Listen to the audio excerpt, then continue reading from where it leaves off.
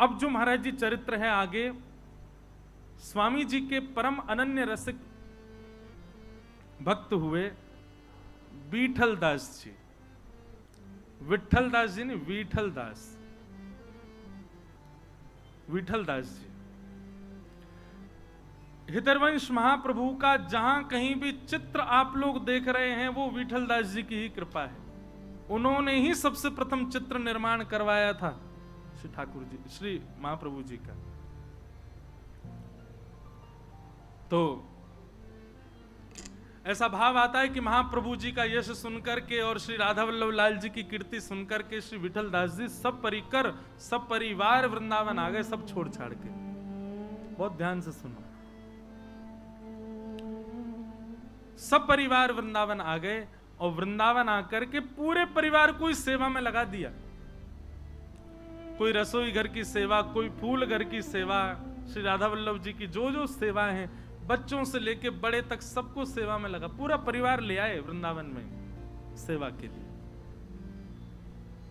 बहुत ध्यान से सुनिएगा, बहुत सुंदर भाव। आप श्री का महाराज जी एक स्वच्छंद 2 दिवसीय प्रवचन विठल दास जी के चरित्र पर हो सकता है। आप श्री को स्वयं निजकर से श्री हितरवंश महाप्रभु ने पत्र लिखे और पत्र में आपसी चर्चा हुई विरह भाव में।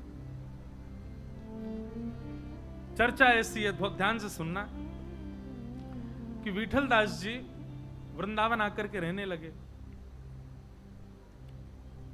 एक दिन यमुना जी के तट पर श्री हितरवंश महाप्रभु अपने समस्त रसिकों के संग बैठकर के चर्चा कर रहे थे और विठल दास जी वहां कोई सेवा क्रम कर रहे थे, कुछ भी सेवा का क्रम संभाल रहे थे। इतने में ही एक पत्र वाहक आया पत्र लेकर के। उसने कहा, आप में से विठल दास कौन है? उनका पत्र आया। अब विठल दास तो तुरंत उठ करके बोले, महाप्रभु जी बैठे हैं उनके सामने, ऐसे बोले पत्र आया। महाप्रभु जी ने सुन लिया, बोले लाओ पत्र दो भाई, क्या है? चरणों में अर्पित कर दिया। महाप्रभु जी ने एक सेवक को आज्ञा की, पत्र पढ़ के सुनाओ, क्या लिखा है? सौराष्ट्र देश में जूनागढ़ के राजा का पत्र था और उस राजा ने पत्र में यह अंकित किया कि हे श्री महाप्रभु जी, आपके चरणाश्रित विठल दास जी सर्वगुण संपन्न हैं। भक्ति भाव से लेकर के सामाजिक क्रिया एवं सारे गुण लिखे थे विठल दास जी के। और विठल दास, वो सेवक पढ़ के सुनावे और विठल दास जी का मन ऐसा होवे, मेरे गुण क्या सुना रहे हैं। बार बार नीचे नतमस्तक करके हरवंश महाप्रभु के सामने बैठे। अंत में भाव क्या था? उन्होंने कहा कि हम विठल दास जी के सर्व गुणों को देखते हुए सब राजाओं के मत से यह निर्णय आया है कि आप श्री को जूनागढ़ का प्रधानमंत्री बनाया जाए। हम विठल दास जी को प्रधानमंत्री के रूप में नियुक्त करना चाहते हैं। आप कृपा करके देश कल्याण के हित में थोड़ा विचार करें और विठल दास जी को जूनागढ़ भेज दें। हम ससम्मान प्रधानमंत्री की गद्दी पर उनको बिठाना चाहते। राजा का पत्र था।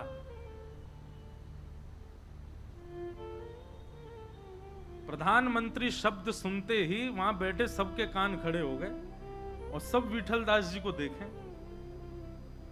पर विठल दास जी ने जैसे ही भाव सुना, नेत्रों से अश्रुपात, और मानो ब्रज के कण हाथ में ले लिए और जकड़ लिया हो, मानो जैसे वृंदावन छोड़ करके नहीं जा सकता मैं। महाप्रभु जी बोले, विठल दास बधाई हो, क्या शुभ समाचार सुनाई दिया है आज। हमारा विठल दास प्रधानमंत्री बनेगा। जूनागढ़ के राजा ने निमंत्रण किया है, अब तो तैयारी हो। विठल दास जी नीचे नेत्र करके बैठे। ऊपर जब मुख किया तो नेत्र लाल पड़े हैं, चेहरे का ताम्र वर्ण हो गया, नेत्रों से अविरल अश्रुधार। क्या बात है, क्यों रो रहे हो? प्राण धन राधा वल्लभ, जीवन धन हित हरिवंश।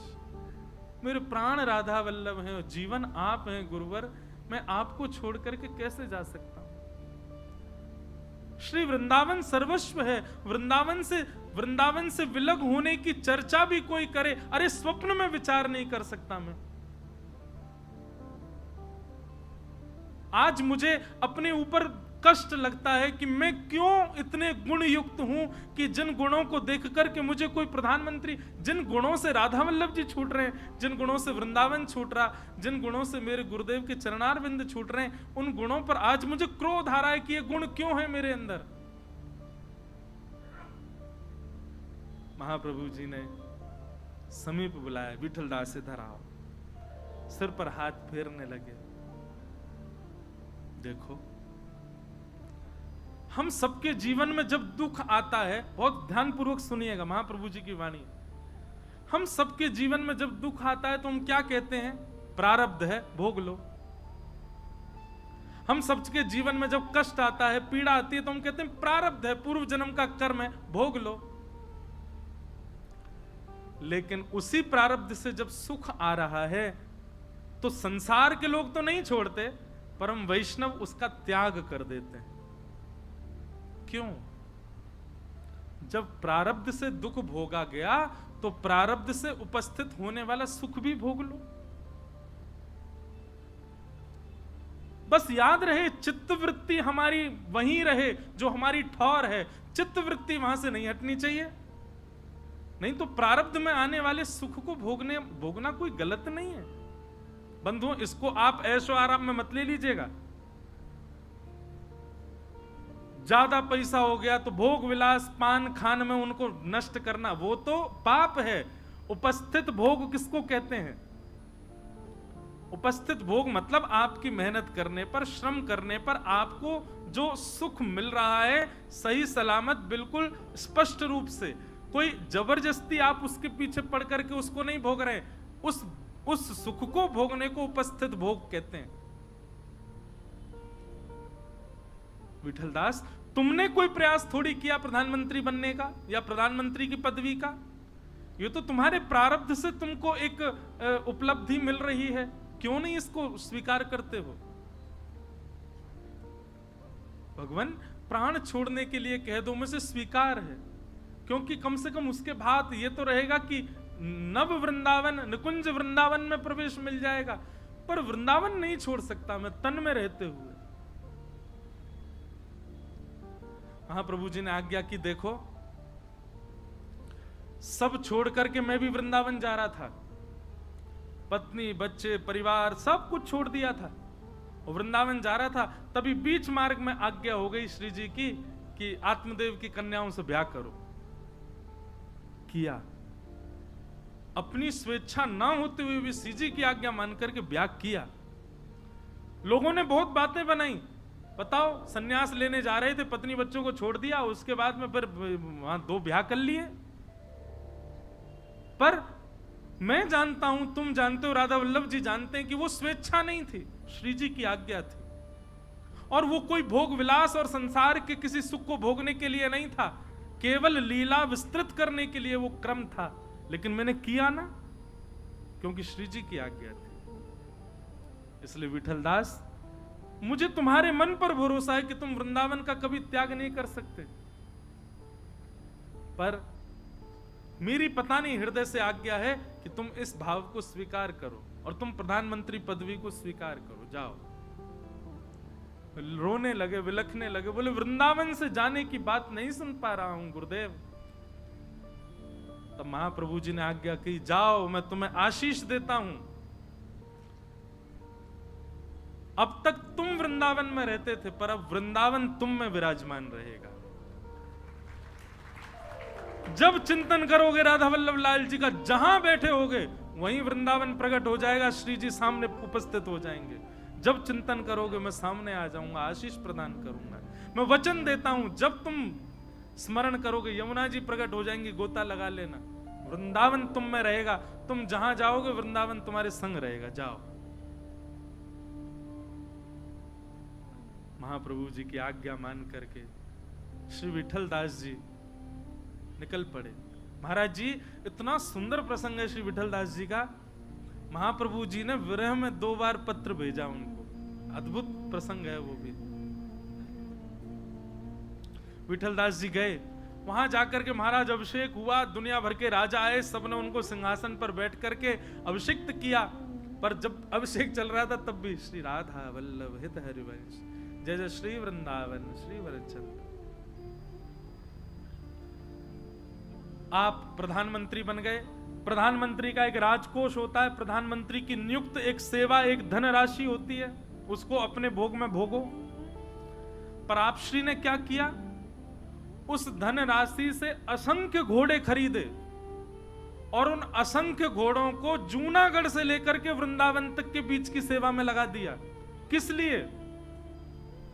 कि श्री राधा वल्लभ जी की नित्य प्रसादी, राधा वल्लभ जी की प्रसादी महाप्रभु जी पाएंगे, फिर महाप्रभु जी की शीत प्रसादी और राधा वल्लभ जी का चरणामृत। एक व्यक्ति घोड़े से लेकर के जितनी क्षमता उतनी दूर तक जाएगा, वहां दूसरा घोड़ा खड़ा है, वहां से व्यक्ति लेकर तीसरे घोड़े तक जाएगा, तीसरे से चौथे, पांचवे, छठवे, सातवें, और वह प्रसादी घोड़ों के माध्यम से, सैनिकों के माध्यम से जूनागढ़ पहुंचती। तब जाकर के जब उनके हाथ में पहुंचती, तब उसको पाकर के अपनी प्रसादी से निवृत्त होते। अपने संपूर्ण जीवन काल में विठल दास जी ने अपने प्रधानमंत्री पद पर मिलने वाली दक्षिणा को केवल श्री राधा वल्लभ जी, हितरवंश महाप्रभु की शीत प्रसादी और चरणामृत को पान करने में व्यय कर दिया। अपने लिए प्रयोग ही नहीं किया उसका। परिवार तो वृंदावन छोड़ के आए थे, बोले वहीं रहो, राधा वल्लभ जी की कुंज में ही पड़े रहो, वहीं पाओ, वहीं रहो, वहीं सो, कोई व्यवस्था नहीं उनके लिए। नहीं तो प्रधानमंत्री पदवी महाराज क्या नहीं कर सकते वो। अपनी संपूर्ण संपत्ति लुटा दी केवल और केवल महाप्रभु जी की शीत प्रसादी पाने के लिए। कैसी भक्ति! ऐसे श्री विठल दास जी।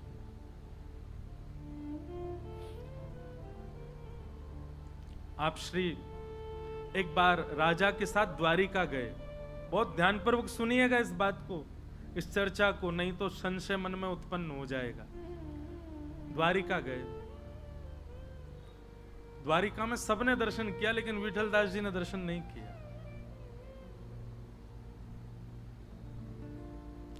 सबने दर्शन किया, विठल दास जी ने जब दर्शन नहीं किया तो राजा को किसी ने बोला, बोले आपके प्रधानमंत्री भगत बने रहते हैं, इतने घोड़ा लगा रखे हैं जूनागढ़ और वृंदावन के बीच में, द्वारिकाधीश के दर्शन नहीं कर रहे।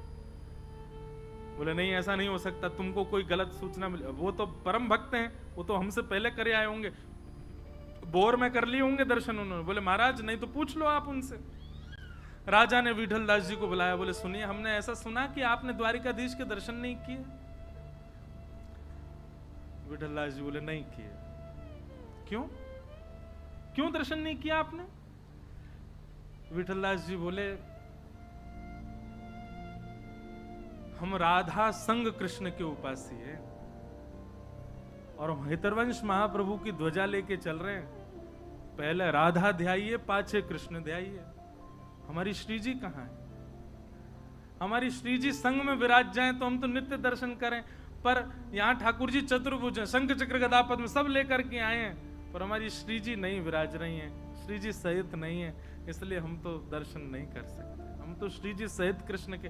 राजा बोला ये कौन सी बात बताओ, मैंने साधक तो बहुत देखे। बोले राम जी के कृष्ण के दर्शन नहीं, कृष्ण के राम। बोले कृष्ण का साधक कृष्ण के ही दर्शन नहीं कर रहा है।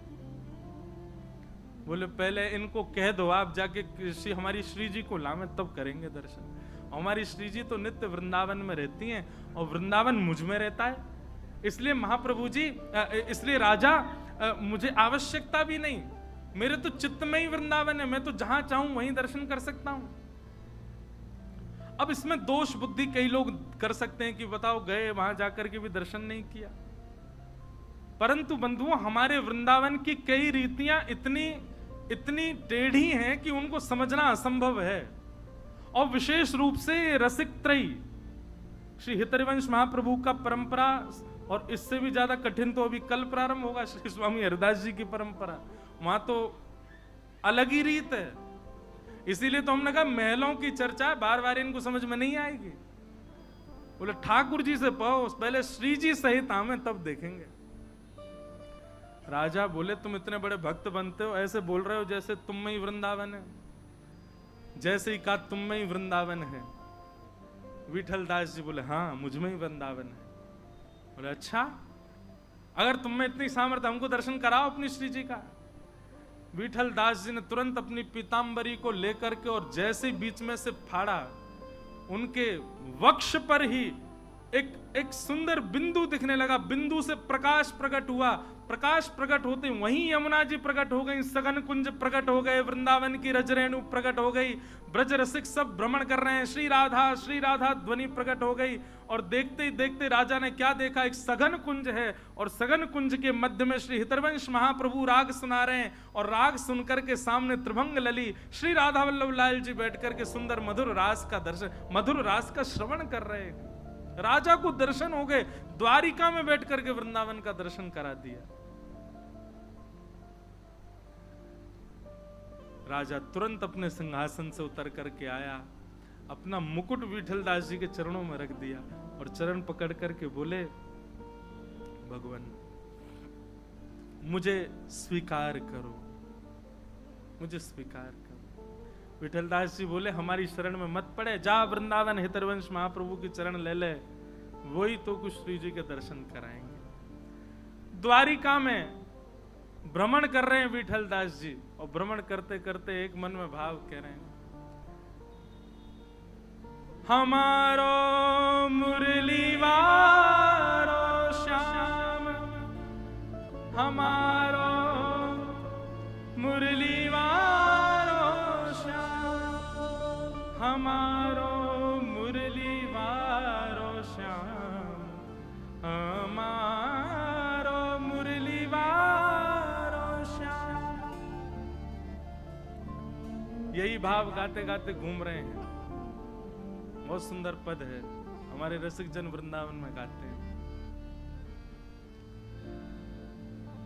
मुरली वारो श्याम हमारो, मुरली वारो श्याम हमारो, मुरली वारो श्याम हमारो, मुरली वारो श्याम हमारो, मुरली वारो श्याम हमारो, मुरली वारो श्याम हमारो।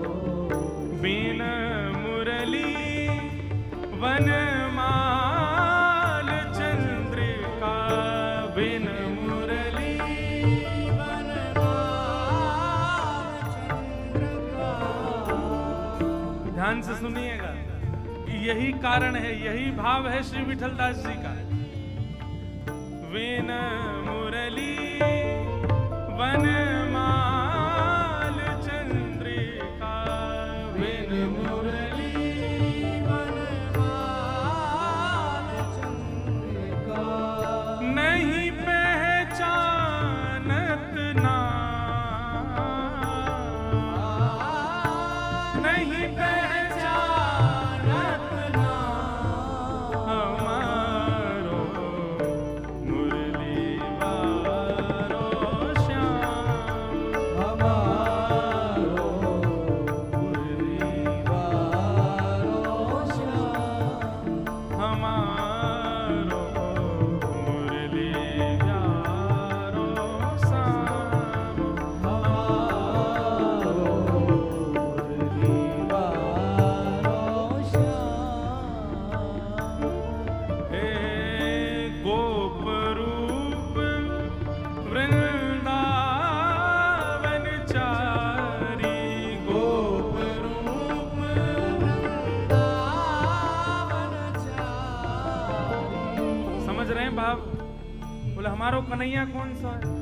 ऊंची धोती पहने, ऊंची धोती पहने, गोप ग्वालन को। अरे महाराज जी, भागवत जी में वेणु गीत में वर्णन आता है, गोपियां कह रही हैं, गैयान के पामन को बांध करके दूध निकारे वाली वो जो ताके लोमना, लोमना, गैयान के पामन को बांध वाली लोमना कोई अगर पाग नहीं मिले तो लोमना कोई सिर पे बांध ले। हमारा तो वो कन्हैया है जहां तो मुकुट पहन करके शंख चक्र गदा पद्म लेकर के राजा धीराज महाराज द्वारिकाधीश।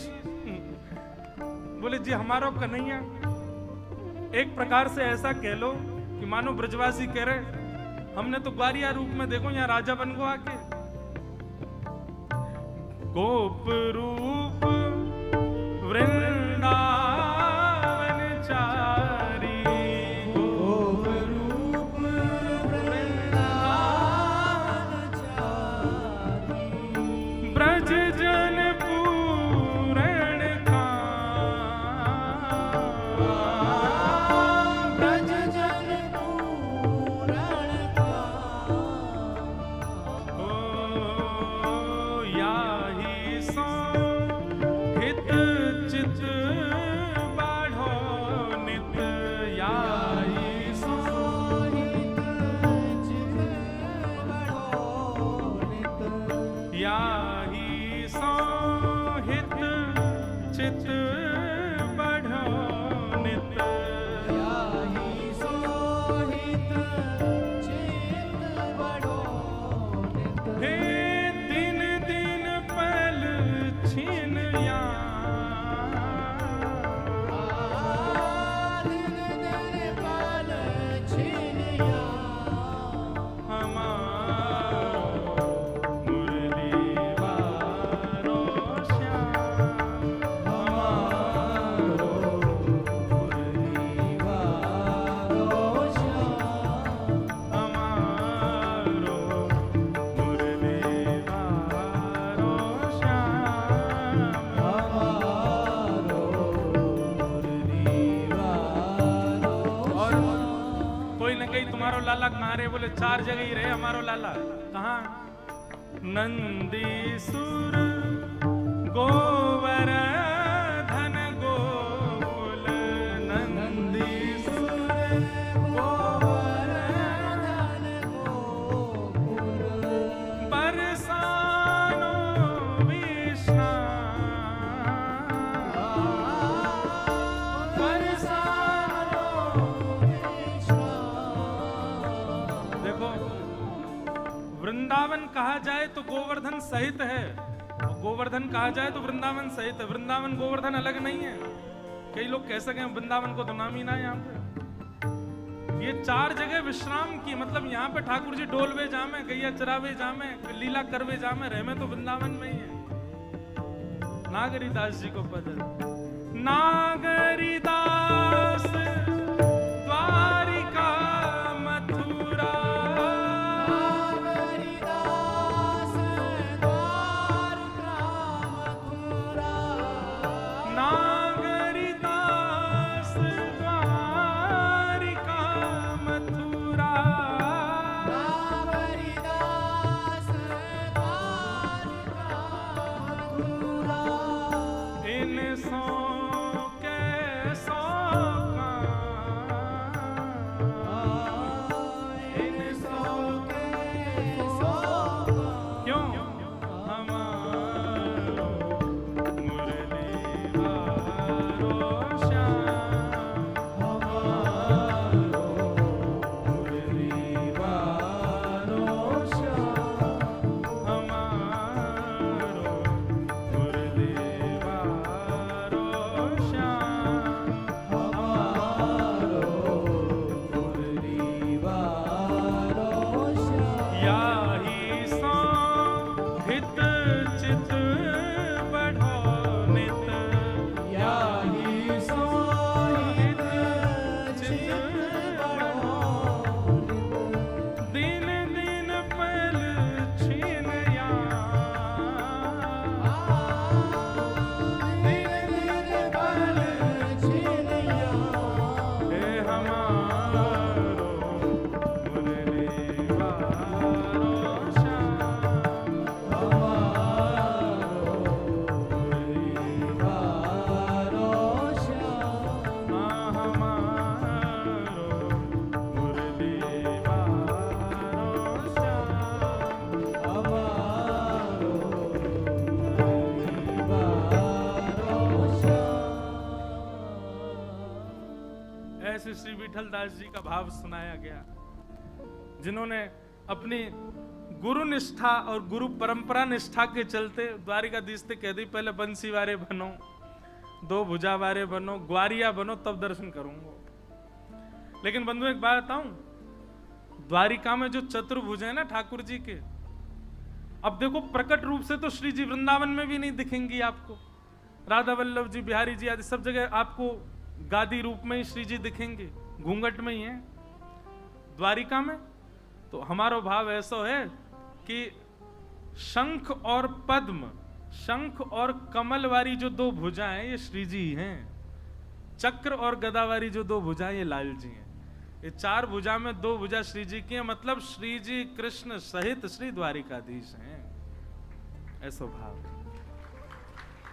आइंदा कभी द्वारिकापुरी जाओ, गौर तो देखियो दो भुजान ने, आपको देखूंगा शंख और चक्र वाली भुजा देखेंगे। शंख वाली भुजा किशोरी जी की है, चक्र वाली भुजा ठाकुर जी की है, दोनों सहित ठाकुर जी, उनके बिना रह ही ना सके।